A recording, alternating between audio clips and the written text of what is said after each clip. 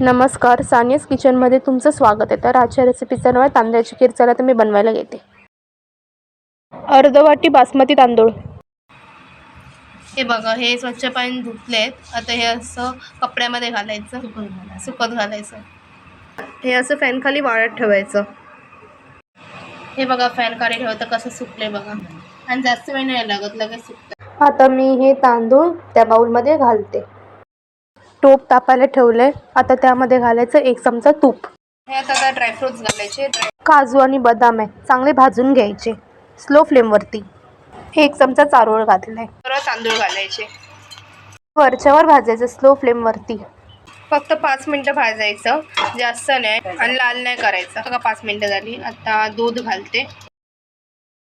आता gas fast करायचा आणि चांगली उकळ येऊ दे. हे बघा, चांगलं उकळ आले.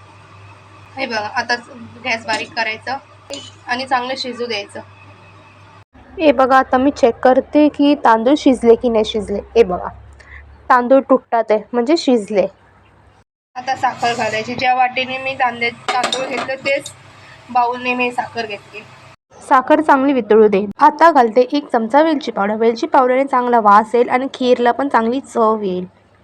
1 चमचा वरून तूप घालायचं, चांगली चव येईल. आता थोडंसं केसर घालायचं वरून. गॅस फास्ट करून उकळी येऊ दे जरा. हे बघा, उकळी आली. आता मी गॅस बंद करते आणि मी चिमूटभर मीठ घालते. गॅस चालू असताना नाही घालायचं, नाही तर दूध फाटेल. आता मी सर्व करते. हे बघा, तांदळाची खीर रेडी झाली.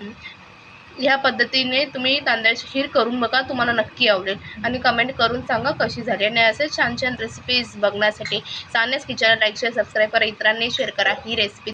चला, भेटू पुढच्या रेसिपीला. बाय.